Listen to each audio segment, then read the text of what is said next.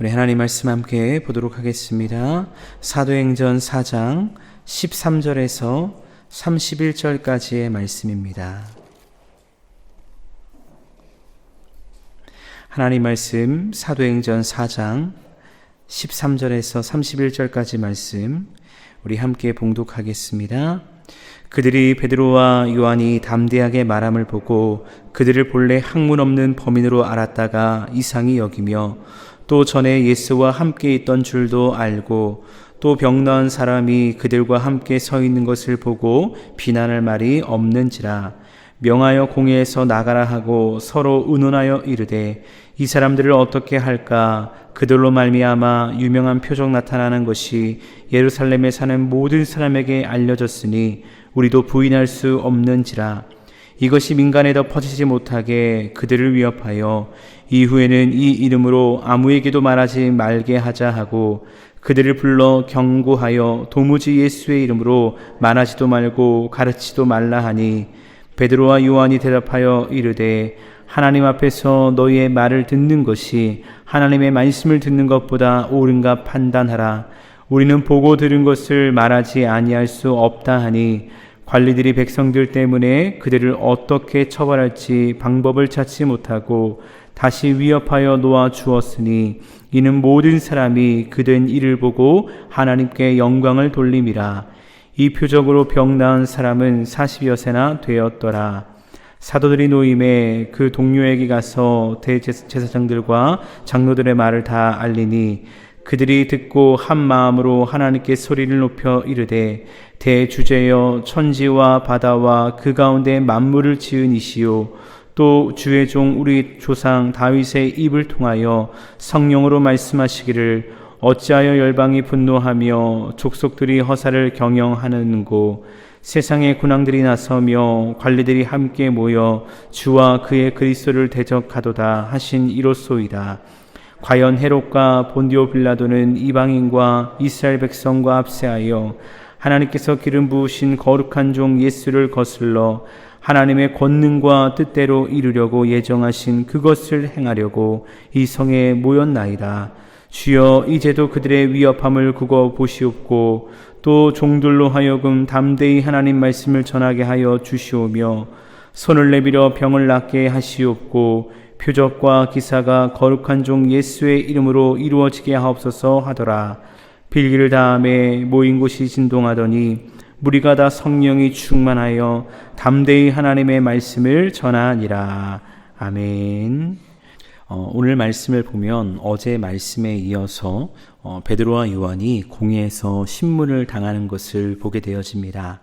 네, 오늘 본 말씀 13절 말씀을 보니까 신문하고 있는 종교 지도자들이 공회 앞에 선 베드로와 요한을 보면서 이상히 여겼다라고 말씀하고 있는 것을 보게 되어지는데 이상히 여기는 이유가 무엇일까?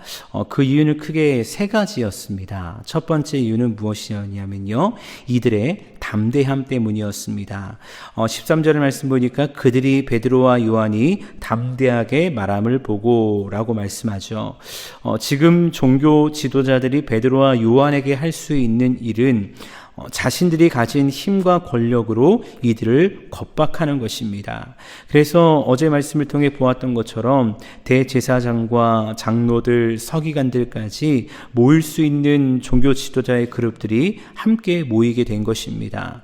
아마 자신들 스스로 이런 생각을 했을 겁니다. 우리가 이 정도 모여서 이들을 겁박하면 두려워할 것이다 라고 말이죠. 그런데 베드로와 요한에게서 두려움을 전혀 찾아볼 수가 없는 것입니다. 오히려 담대함을 보게 되는 것이죠. 그래서 이들은 베드로와 요한을 이상하게 여겼다라고 말씀하는 것입니다. 두 번째 이유는 이들의 출신입니다. 동일하게 13절 말씀에서 그들이 본래 학문 없는 범인으로 알았다가 라고 말씀하고 있거든요. 여기서 학문이 없다는 것은 율법을 배우지 못한 무식한 사람이다 라고 하는 것인데, 이는 당시 유대인의 선생 선생이 되기 위한 랍비 교육을 받지 못했다는 의미를 가지기도 합니다. 그런데 어제 말씀이었던 4장 11절 말씀을 보면 베드로가 시편 말씀을 인용하면서 예수 그리스도가 누구인지를 선포하고 있거든요. 그렇게 종교 지도자들은 율법을 제대로 배우지도 못했던 이들이 어떻게 이런 말을 할 수 있을까라고 의아해하며 이상하게 여기고 있는 것입니다. 마지막 세 번째는 이들의 과거인데요. 동일하게 13절 말씀 하반절에 전에 예수와 함께 있던 줄도 알고 라고 말씀하고 있거든요. 여러분, 전에 예수와 함께 있었다는 것 무엇을 의미하는 것일까요? 이렇게 생각해 보면 좋을 것 같습니다. 전에 예수와 함께 있던 제자들은 어떠했습니까? 그들은 군사들에게 잡혀 죽을까봐 모두 도망가 버렸습니다. 예수님을 배신했다는 겁니다. 물론 요한은 도망갔다가 예수님이 십자가 처형을 당하실 때 그 곁을 지켰지만 베드로는 어땠습니까? 마태복음 26장을 보면 공회 근처에 있긴 했지만 바깥들에서 예수님을 3번이나 부인하고 말았다는 것입니다. 그렇게 종교 지도자들의 말은 이것입니다. 전에 예수와 함께 있던 자들은 군사들만 몰려가도 무서워서 다 뿔뿔이 흩어져 도망갔는데 똑같은 제자들이 이렇게 담대히 우리의 말에 대해 반박을 하니 이상하다, 이상히 여겼다라고 성경이 말씀하고 있다는 것이죠. 그러니까 15절 말씀을 보면 이들은 베드로와 요한을 나가게 한 후에 본인들끼리 모여서 이 일을 어떻게 처리해야 할까 의논을 하게 됩니다. 그리고 본인들 스스로 이런 말을 하게 됩니다. 오늘 말씀 16절 말씀인데요. 16절 같이 한번 읽어보도록 하겠습니다. 함께 읽습니다.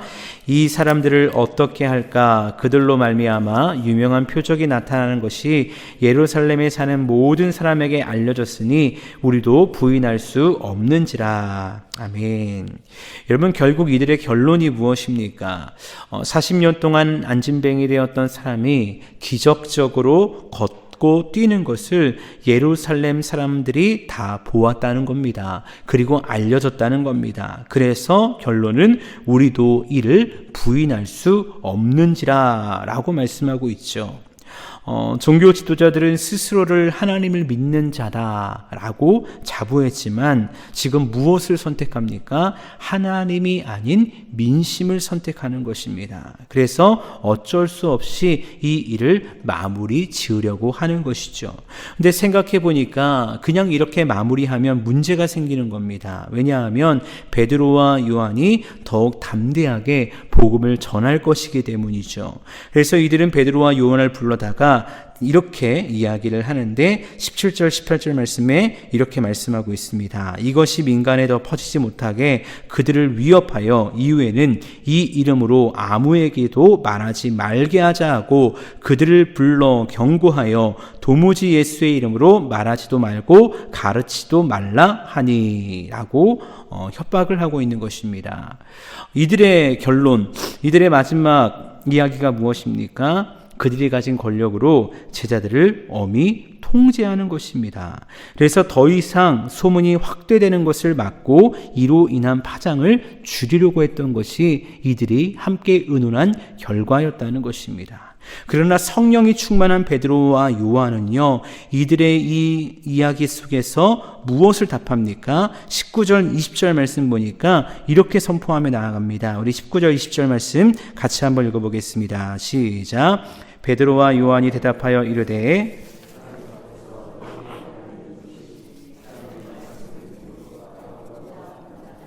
우리는 보고 들은 것을 말하지 아니할 수 없다 하니. 아멘. 담대하게 선포합니다. 종교 지도자들은요, 보십시오. 하나님을 믿는다고 말하지만 사람의 민심을 두려워하죠. 그러나 베드로와 요한은 어떠합니까? 나를 죽일 수 있고 나를 없앨 수 있는 종교 지도자들, 사람을 두려워하는 것이 아니고요, 하나님을 두려워하는 것입니다. 그래서 하나님 앞에서 너희의 말을 듣는 것이 하나님의 말씀을 듣는 것보다 옳은가 판단하라 라고 이야기하는 것입니다. 사랑하는 여러분, 우리가 이 말씀을 보면서 한번 생각해 보기를 원합니다. 우리가 이 세상을 살아가면서 정말 두려워해야 하는 것이 무엇이어야 할까요? 아니, 요즘 우리가 삶을 살아가면서 여러분의 마음을 힘들게 하고 두려워하는 것이 있다면, 두렵게 하는 것이 있다면 그것은 무엇입니까? 혹시 100세 시대라고 하는 오늘날 우리의 노후, 자녀들의 미래, 그런 것들이 두려우십니까? 내 통장에 얼마 이상의 돈이 있어야 되는데 그 물질이 없어 두려우십니까? 남들은 다 나보다 잘 사는 것 같은데, 괜찮게 사는 것 같은데 나는 그렇지 않는 것 같아서 두려우십니까? 여러분, 우리가 이 땅을 살아가면서 정말 두려워해야 할 것이 무엇일까요? 이런 세상의 것이 아님을 성경은 우리에게 말씀하고 있다는 것입니다. 하나님을 믿노라 라고 말하지만 하나님의 은혜 없이, 하나님에 대한 두려움 없이, 성령의 역사 없이 신앙생활을 하는 것, 그래서 온전한 그리스도인으로 이 세상을 믿음으로 살지 못하는 것, 이것이야말로 정말 우리가 두려워해야 할 것이라는 것입니다. 저는 이 두려움을 하나님에 대한 경외함이라고 표현하고 싶은데요, 우리의 삶 속에 하나님에 대한 경외함이 회복되면 어떻게 될까요? 하나님께서 친히 우리가 염려하는 모든 것들을 다 책임져 주신다는 것입니다. 결국 오늘 21절 말씀에서도 보면 베드로와 요한을 하나님이 어떻게 책임져 주십니까? 종교 지도자들은 끝까지 위협했지만 결국 이들을 옥에서 풀어주게 됩니다. 하나님께서 풀려나게 해 주신다는 것입니다. 그리고 이어진 23절 이하의 말씀을 보면 이 석방 소식을 들은 교회 공동체의 기도의 내용이 나오는 것을 보게 되어집니다. 23절과 24절 보니까 이렇게 말씀합니다. 사도들이 노임에 그 동료에게 가서 제사장들과 장로들의 말을 다 알리니 그들이 듣고 한 마음으로 하나님께 소리를 높여 이르되 라고 말씀하고 있습니다. 여러분, 이 말씀을 통해 우리가 알 수 있는 것이 있습니다. 그것은 무엇이냐면요, 베드로와 요한이 옥에 갇혔을 때 교회 공동체는 이미 모여서 함께 기도하고 있었다는 것입니다. 어찌 보면 이들에게 닥친 이 고난, 이것은요 초대교회 공동체에 나타난 첫 번째 시험입니다. 어찌 보면 테스트일 수 있죠. 그렇게 이 시험 속에서 불평하고 원망하는 사람이 나올 수도 있을 법하지만 오히려 초대교회 공동체는요, 이 일로 인하여 더 무엇을 합니까? 기도하며 하나 되어 나아가는 것입니다. 그리고 중요한 것은요, 이 기도를 통해 교회가 나아가야 할 방향이 무엇인지, 우리가 추구해야 될 방향이 무엇인지 이 기도를 통해 하나님께 고백하고 있음을 보게 되어진다는 것입니다. 오늘 23절 이하에 나오는 초대교회의 기도는요, 크게 두 가지의 기도였습니다. 첫 번째는요, 고난 중에도 두려워하거나 낙심하지 않기를 기도하는 것입니다. 29절 말씀 보니까 이렇게 말씀합니다. 주여, 이제도 그들의 위협함을 굽어 보시옵고 또 종들로 하여금 담대히 하나님의 말씀을 전하게 하여 주시오며 라고 기도하고 있습니다. 여러분 같으면 어떤 기도를 하시겠습니까? 우리였으면 어떤 기도를 했을까요? 앞서 이야기했듯이 하나님께 약간의 원망도 하지 않았을까요? 하나님, 우리가 이렇게 열심히 복음을 전하고 주의 사역을 하고 있는데 왜 고난을 주십니까? 하나님 뭐 하시는 겁니까? 왜 이렇게 하신 겁니까? 라고 불평과 원망도 하지 않을까요? 그리고 앞으로의 우리의 사역 속에서는 평안하게 해주십시오. 사역의 지경이 무조건 열리게 해주십시오. 라고 기도하지 않았을까요? 근데 이들은요, 그렇게 기도하지 않습니다. 이들은 고난을 없애달라고 기도하는 것이 아니라 계속될 고난 중에도 담대히 하나님의 말씀을 전하게 해달라고 기도하며 나아가는 것입니다. 그 위협으로 인하여 두려워하거나 낙심하지 않기를 주님 우리를 굽어 보시옵소서라고 하나님께 기도하며 나아가는 것입니다. 그리고 두 번째로는요, 예수의 이름으로 표적과 기사가 나타나기를 기도하는 것입니다. 30절 말씀입니다. 손을 내밀어 병을 낫게 하시옵고 표적과 기사가 거룩한 종 예수의 이름으로 이루어지게 하옵소서. 마치 베드로와 요한이 예수의 이름으로 안진뱅이를 회복시켰던 것처럼 이런 기적의 역사가 앞으로도 지속되기를 기도하는 것입니다. 그렇다면 이들은 왜 이런 기적을 간구했을까요? 이 기적을 통해 혹시 자신들의 위상이 더 높아지기 위해 이런 기도를 했을까요? 그렇지 않습니다. 우리는 앞선 말씀을 통해 이 기적의 결과가 무엇으로 나타났는지를 보았습니다. 수많은 사람들이여 가난한 심령을 가지고 베드로와 요한에게 몰려왔고 그들에게 복음을 전할 때 예수를 믿음으로 회개하고 돌이키는 역사가 일어나는 것입니다. 결국 이 기도의 목적이 무엇입니까? 다른 것이 아닙니다. 복음 전도였습니다. 복음 전도를 위해서 이 기도를 하며 하나님께 간구하는 것입니다. 예수님이 부활하셔서 하늘로 승천하시기 전 마지막으로 남겨주신 말씀, 오직 성령이 너희에게 임하시며 너희가 권능을 받고 예루살렘과 온 유대와 사마리아와 땅까지 이르러 내 증인이 되시리라 하시니라. 이 말씀, 교회 공동체는 이 말씀을 이루기 위해서 하나님께 이 두 가지 기도를 드리며 하나님의 은혜를 구하고 나아가는 것입니다. 그러니까 이 기도 이후에 어떤 일이 일어나는지 31절 말씀 보니까 이렇게 말씀합니다. 빌기를 다음에 모인 곳이 진동하더니 무리가 다 성령이 충만하여 담대히 하나님의 말씀을 전하니라 라고 말씀하고 있습니다.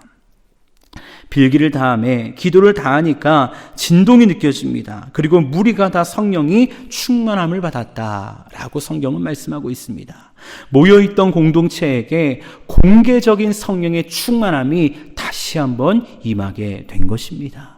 마치 엘리야가 갈멜산에서 하나님의 불의 역사를 구할 때 하늘로부터 강력한 불이 내려 모든 재물과 도랑의 물까지 태워버렸듯이 하나님께서는 모여있던 초대교회 공동체에게 성령의 임재를 공개적으로 허락하심으로 그들의 기도에 응답하시고 그들과 함께 하심을 분명히 보여주신 것입니다. 사랑하는 여러분, 여러분은 성령의 임재를 갈망하십니까? 우리가 사도행전 말씀을 묵상하면서 한번 생각하게 됩니다. 성령의 이 놀라운 기적과 역사 가운데 이 성령의 역사 정말 나도 오늘 갈망하고 바라보고 있는가?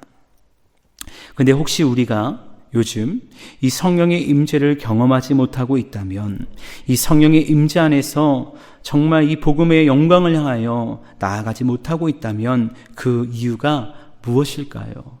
오늘 말씀을 통해 우리는 그 이유를 분명히 알게 되는 것 같습니다. 그 이유는요, 다른 것이 아닙니다. 성령의 임재를 필요로 하는 기도를 하고 있지 않기 때문입니다.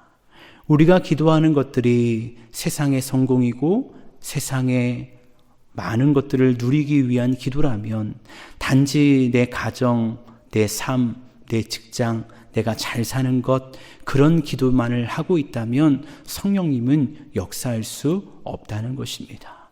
왜냐하면 그것들은요, 엄밀히 따지면 내 노력과 세상의 가치관과 세상의 노력으로 이룰 수 있기 때문이죠. 그런데 내 힘으로 아무리 내가 하려고 해도 이룰 수 없는 것들이 있습니다. 그것들을 구하며 하나님의 임재를 구할 때 성령님이 일하신다는 것입니다. 말씀을 준비하면서 우연히 유튜브 쇼츠에서 그 분당우리 교회 이찬수 목사님의 설교 쇼츠를 이렇게 보게 되었습니다. 근데 그 목사님의 말을 빌려 말하면 이런 이야기를 하더라고요. 왜 성령의 능력을 경험하지 못하는가? 궁금해서 이렇게 봤습니다. 근데 이런 이야기를 하시더라고요. 성령의 능력을 경험해야 될 만한 위대한 일을 시도해 본 적이 없어서 그런 것입니다. 맨날 세상의 것에 얽매여 세상의 언어와 생각으로 살아가는데 성령의 능력이 어디에 필요하겠습니까?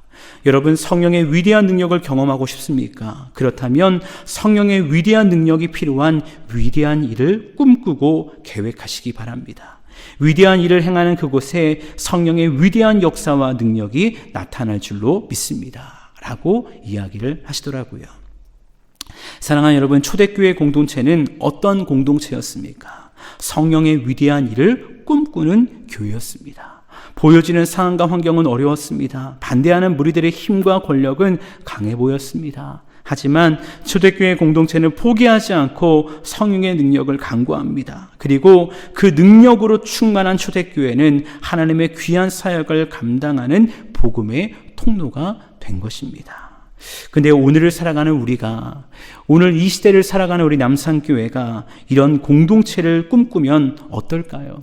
현실에 안주하면서 돈이 없다고, 사람이 없다고, 상황이 어렵다고 불평하고 원망하는 것이 아니라 초대교회처럼 성령의 위대한 일을 꿈꾸며 성령이 일하실 수 있는 교회가 된다면 어떤 일이 일어날까요? 그리고 우리 각자가 그 일을 위한 헌신과 사랑으로 자기 십자가를 지며 주의 길을 걸어가기를 결단한다면 어떤 일이 일어나게 될까요? 저는 확신하게 됩니다. 그러할 때 하나님께서는요, 우리 공동체를 이 시대의 귀한 복음의 통로로 사용하실 줄 믿습니다. 성령의 충만함을 주셔서 복음을 증거하는 공동체로, 복음의 능력이 있는 공동체로, 복음의 영광을 나타내는 공동체로 하나님이 우리를 사용하실 줄 믿습니다. 그렇게 사랑하는 여러분, 성령의 임재 안에서 이 시대를 향한 하나님의 꿈을 꾸기를 소원합니다. 그리고 그 하나님의 꿈을 가지고 세상을 향해 나아가 복음을 증거하는 귀한 하나님의 사람들 될 수 있는